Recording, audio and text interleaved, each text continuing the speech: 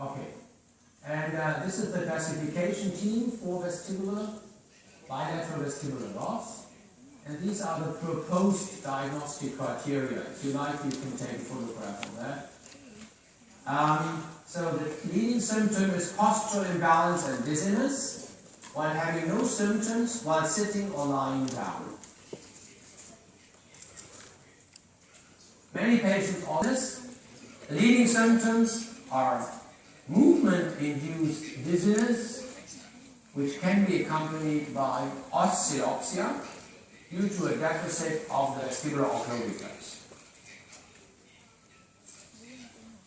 What about the underlying diseases? We had examined 255 patients with bilateral vestibulopathy. And for you it's important to note that in 75% you do not find an underlying disease. So most often, bilateral vestibulopathy is a neurodegenerative disorder, like presbyocusis, really essential. That's a great relief for them. Then the other treatment options are, in particular here, balance training. Now, of the frog, this here, and there's a clot of otoconia moving in the semicircular canal. Any idea what this frog is suffering from?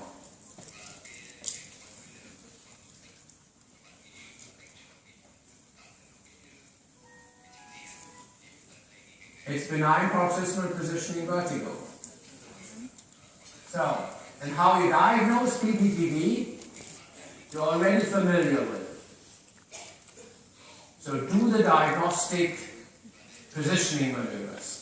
Turn the patient's head in one direction and then move the patient in the other direction. If you don't know the side, you will do that first on the right side.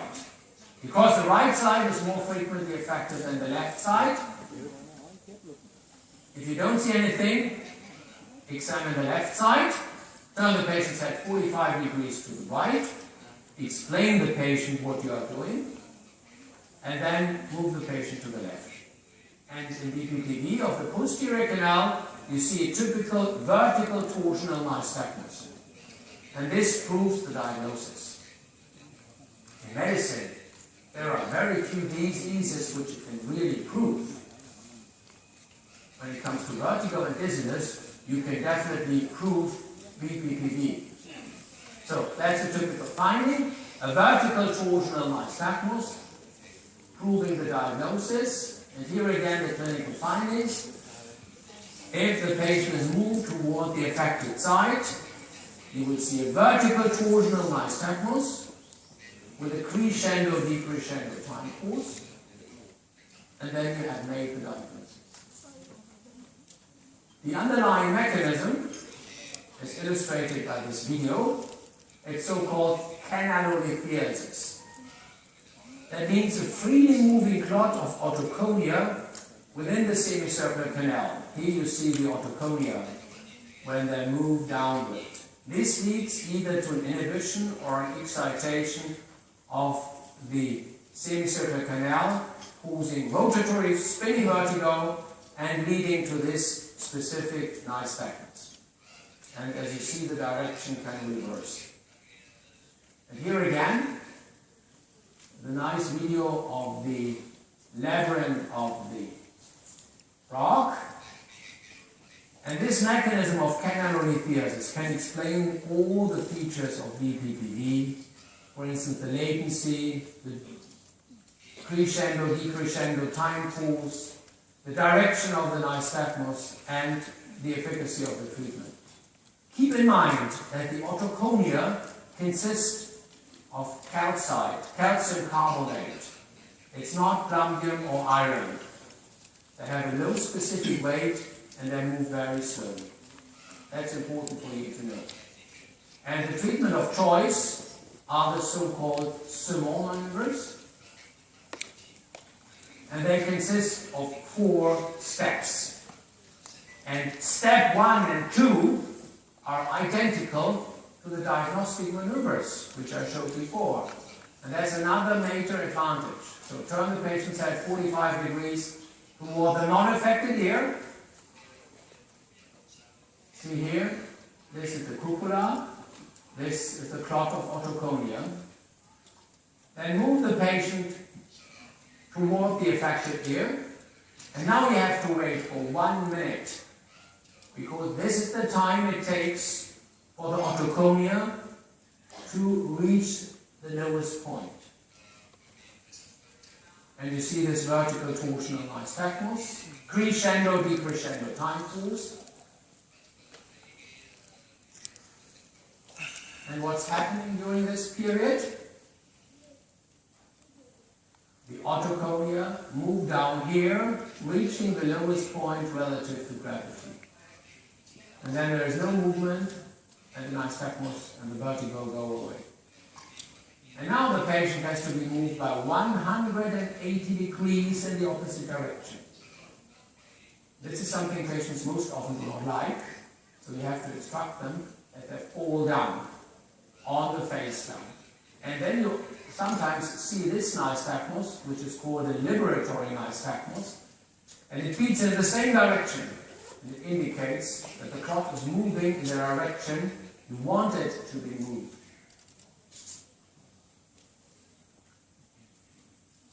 So it's moving further away from the cupola, and it's falling down here. And this leads to the nystagmus. And then simply the patient sits up. And this has to be done 3 times in the morning, 3 times at noon, 3 times at night for 3 days. Thereby you can cure the majority of patients. 27 maneuvers. And the patients have to do these maneuvers by themselves. So you have to be sure that they do the maneuvers correctly. So, let's try it. Take off your glasses. So I demonstrate the maneuvers here. Again, please be seated. So, imagine this young gentleman has a BPPV of the left posterior canal. You turn the patient's head 45 degrees to the right, then move him down, keeping in that position for 1 minute. And then step 3 is to move the patient in the opposite direction, now with the face down. Okay? Here again, 1 minute, and then the patient should sit up. And this has to be done by the patient, him or herself, at home during the next days. So 1 maneuver is not enough. 27 maneuvers. That's a reasonable number. Okay, thank you very much. Your glasses are over there.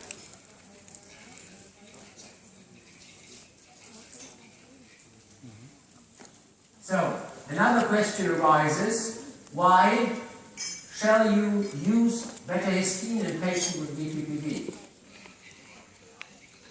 As we recently demonstrated, the otoconia fall back to the utricle. And this leads to transient postural imbalance and dizziness, because there are more otoconia on the utricle than before the maneuvers. This causes a vestibular tone imbalance, similar to vestibular neuritis, but now affecting the otolith organs. And this is a frequent complaint of patients with BPPV. After successful liberatory maneuvers, they complain of postural imbalance and dizziness. And you have to tell your patient that beforehand, otherwise they are not happy. And we normally give for 2 weeks to accelerate central vestibular compensation, beta-histine, 48 milligrams TID. Another issue which came up over the last years is the role of vitamin D. And there are some studies which show that patients with BPPV frequently have a vitamin D deficiency.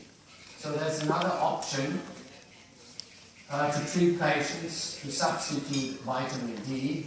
And this is the basis for a clinical trial which is going to start soon to look whether vitamin D has a secondary prophylactic defect in DPP.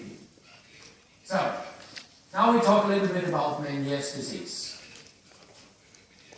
And here are, you can take a photograph, but you probably have it in your file, are the new diagnostic criteria for Meniere's disease, which were published 4 months ago. So these are the current diagnostic criteria approved by many. It's a simple procedure.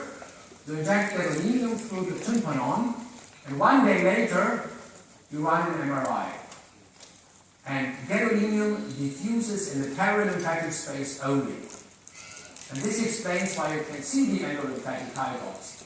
Here in the left upper corner, you see a normal ear, and these images here are from 3 patients with Meniere's disease. And you see these black holes, these black dots, and they represent endolymphatic hypox.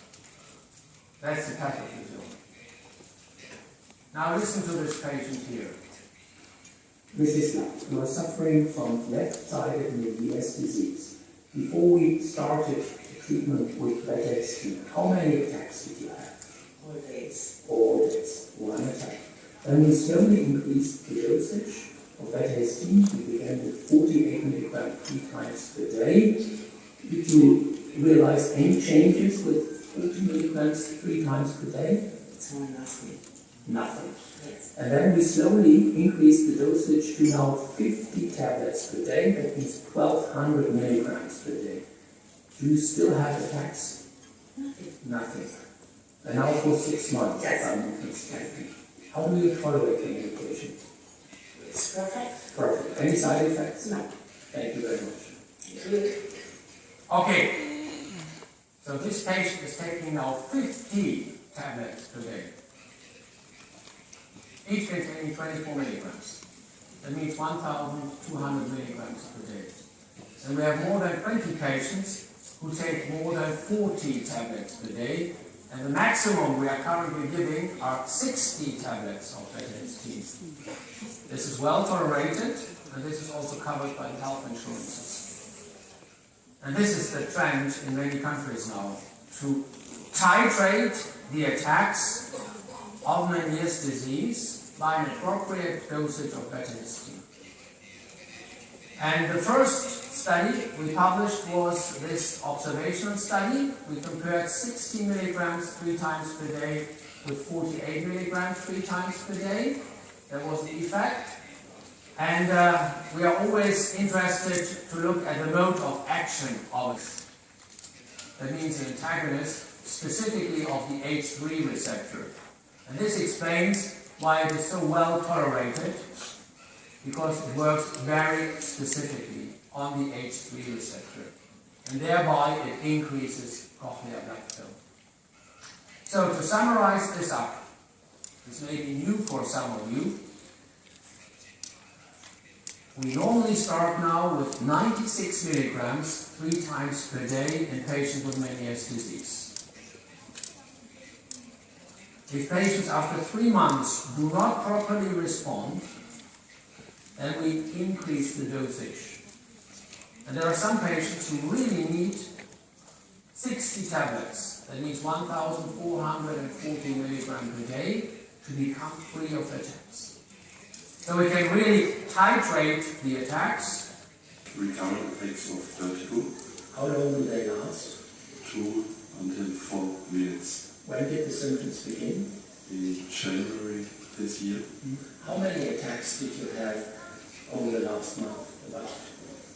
I would suppose 500 attacks. Were there additional symptoms before, during, or after the attacks? Yes. I had pressure in the ears and tinnitus. And I heard too much. I understand. Ear problems. Okay. And a few weeks ago we started with the treatment. How did the symptoms change after the treatment? They become less, and since 2 weeks I have no attacks any longer. Thank you very much. So this patient had 500 attacks of vertigo lasting a few minutes. some hearing problems, and then we gave him a magic drug. And further on, no attacks. The diagnosis is vestibular paroxysmia. And these are the currently used diagnostic criteria which we just established. It's not a rare disease, but think of patients with recurrent attacks of vertigo lasting less than a few minutes. Most often they occur spontaneously. And this is the classification committee, and this is the mechanism. You all know trigeminal neuralgia. Recurrent short attacks of pain. Now you know vestibular paroxysmia, which is analogous. Recurrent short attacks of vertigo. And the mechanism is the same. Here you see the intraoperative finding in this patient before and after the vessel was removed. So the mode is a compression of the vestibular nerve by an artery. And the treatment is similar. You can give carbamazepine or oxcarbazepine. Personally, I prefer carbamazepine, which is better tolerated. So, in other words, think of patients with recurrent attacks of vertigo lasting less than a minute. The most likely diagnosis, if the symptoms occur spontaneously, is vestibular paroxysmia, and treat the patient with carbamazepine or oxcarbazepine, and the success rate is higher than 90%. Now, vestibular migraine. Again, we have since 2012 and 13 these new diagnostic criteria. And they make life much easier. And they have been also approved by the Headache Society. So, patients have at least 5 episodes with vestibular symptoms of moderate to severe intensity. They have an ongoing or a history of migraine, and more than 50% of the attacks are accompanied on the treatment of vestibular migraine, and it was quite disappointing after looking at 500 papers that there's currently no is how the patient sees her visual environment. This has been taken with a very special camera, which allows to see the world through the patient's eyes. So what you can see is this patient has permanent oscillopsia. Do you like that? I'd say no. And therefore we were looking for a treatment for these patients with downbeat nystagmus. When a patient is examined while looking straight ahead, you might miss a diagnosis. The key to the diagnosis of this most frequent type of nystagmus is examine the patient while he or she is looking to the right or to the left. Then you see this clearly downbeating nystagmus, which often beats diagonally downward because it's associated with the gaze-evoked nystagmus. The most frequent type of nystagmus. Here you see the features again. So while looking straight ahead, you might miss it. But when you examine the patient while looking to the right or to the left, you can easily diagnose. And this is one of the many disorders of the cerebellum which arise from a dysfunction of the flocculus. We demonstrated that in this fMRI study. So there's a hypo-metabolism of the flocculus, which leads to a disinhibition of the vestibular nuclei, thereby an upward drift and a downbeating nystagmus. And the treatment of choice are these potassium channel blockers, and we described that already in 2003, and meanwhile it was confirmed by many trials. You see the intensity before and during the treatment. So this is really dramatic in many patients. In some patients you have a conversion of a downbeat in an upbeat nystagmus, so it works too strongly, but you see the clear difference. And that was the beginning of the aminopyridine studies in 2003 for downbeat nystagmus, 2004 for episodic ataxia, And this is a more recent placebo-controlled trial on 4-aminopyridine in downbeat nystagmus. It has a significant effect. And over the last 12 years, new indications have been found for aminopyridines. Downbeat nystagmus, episodic ataxia, upbeat nystagmus, central positioning nystagmus, gait ataxia, acute vertigo. You remember the animal? Also benign prostate hyperplasia and allergic asthma. And now I'm approaching the end of my presentation, and we can have a look into the future when it comes to the treatment of vertigo and dizziness. Because there are currently 7 ongoing clinical trials.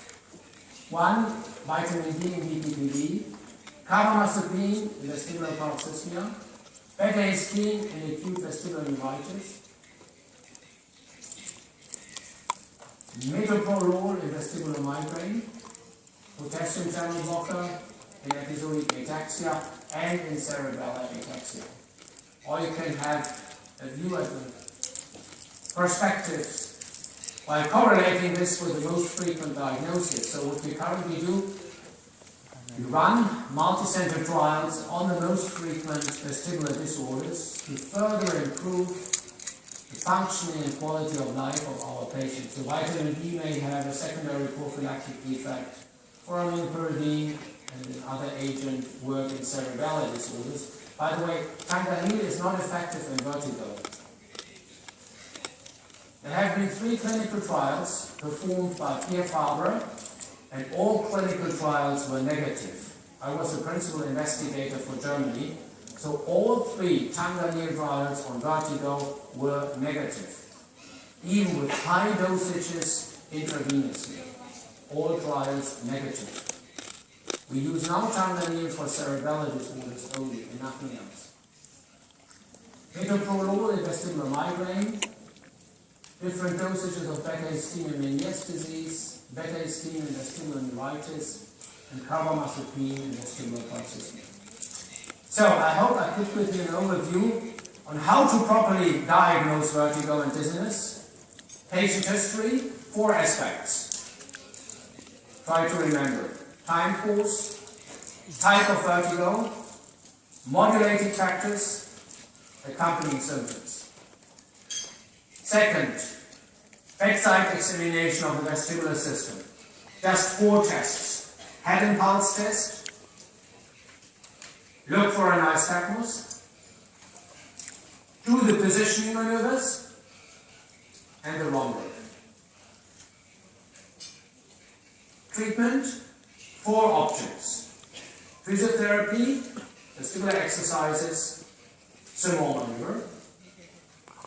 The 8 drugs. Then maybe psychotherapy and rarely surgery. And here you see the future, and maybe every 2 or 3 years we have finished the clinical trial and hope that 50% of them are going to be positive. So, thank you very much for your kind attention.